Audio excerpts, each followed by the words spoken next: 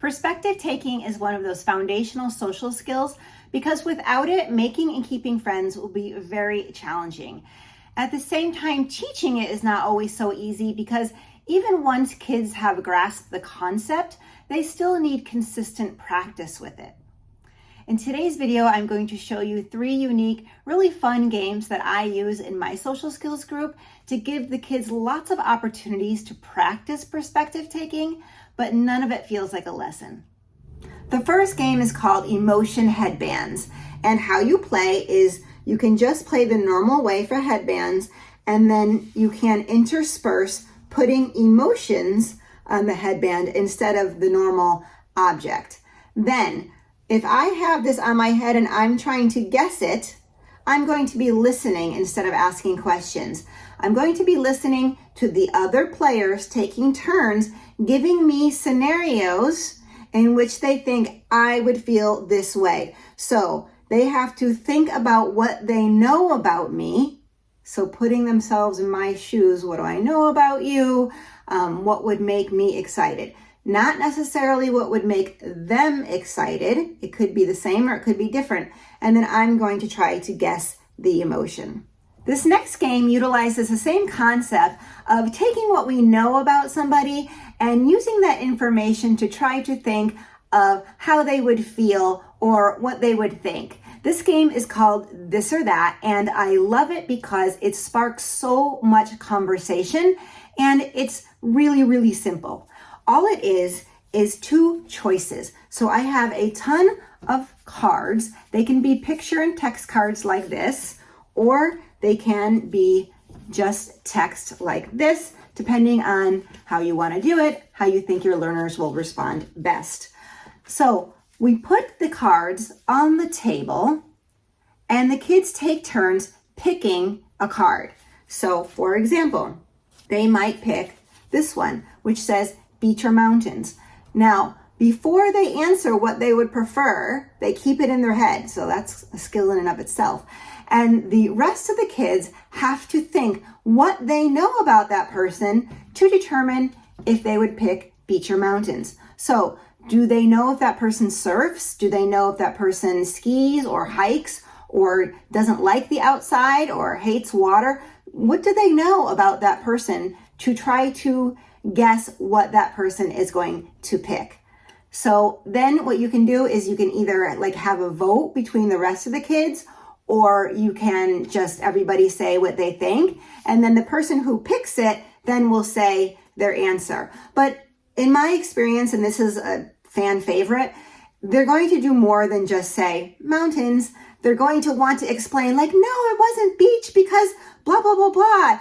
The mountains are so much better because of the trees and da, da, da. Or I don't really like either, but if I had to choose, it's going to bring up a lot of conversation. And that's why this is so simple, yet so great for sparking that natural conversation.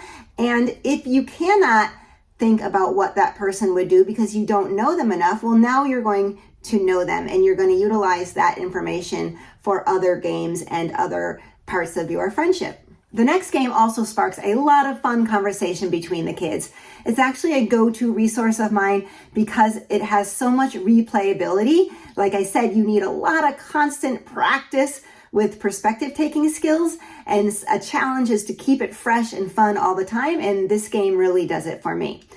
It consists of situation cards and mood or feeling cards. There's 2 ways to play this game. Here's the first way. Give each player 5 situation cards. Now, the situation cards are situations that are relevant to a student's life, but they run the gamut of emotions. So there are some negative situations. For example, you got caught cheating on a test. You accidentally call your teacher mom in front of the whole class. You went for a bike ride in your new neighborhood and got lost. Then there are normal ones. You really want to buy a video game, but you think your parents will say no. There are happy ones or positive ones. You found out you made the varsity football team. You get to choose who you want to sit next to on the bus in the field trip. You find a $100 bill on the ground and no one else is around. And there are some really silly ones. In any game I create, I always try to put like a curveball silly thing in there to throw the kids off guard and spark some humor. So this one says, you went to the farm and the chickens started talking to you. Your parents got you a new unicorn for your birthday. When you went to bed, your pillow turned into a big marshmallow. So the kids are going to get 5 of these cards, and it could be positive, negative, silly, we don't know. So they get 5 cards. One person at a time is going to be the judge, okay? So what they're going to do is pick from the other deck, which is moods or emotions. So we have here inspiring, fun, mind-blowing, innocent, magical, heartbreaking, okay? They are going to pick one of these cards. For example, they could choose amazing, okay? So if they chose amazing, that's their card. They are the judge.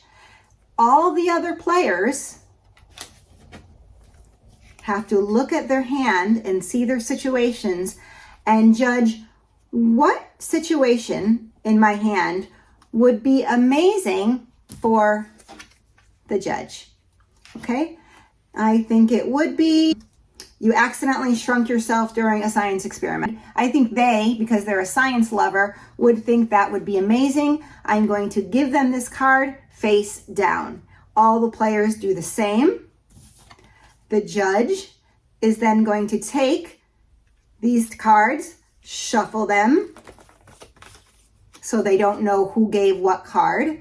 Then they're going to read each situation and have it face out so all the kids could see. Then that player who had selected this from their deck would then receive this as a point. The next way to play is just switching the card decks, playing the opposite. So now instead of giving each player 5 situations, you're going to give them 5 of the moods or the emotions. So I have a deck here. Somebody is going to be chosen to be the judge, and they are going to pick one situation. They can pick from the top, or you can let them look through them. Let's see, this situation says, you are clearly your teacher's favorite student. Okay, so how would I feel given this situation? That is the mission of the rest of the players. I am the judge, and then the rest of the kids have to think, oh, would they be surprised? Would they be grossed out? Would they think that's amazing? What would this judge think about this situation? So the same rules apply. They pick one from their hand, give it to that person, they shuffle it up and choose it. So you see, the kids really have to practice thinking like the judge in order to get the point. So the game naturally incentivizes that perspective taking because they're going to want the point. But in addition to the perspective, the banter and the sharing about interests and situations is really equally as valuable. You can find that game in my TPT shop. I'll leave the link below. And if you have other fun games that you can target perspective taking skills with, let me know. I would love to try them out.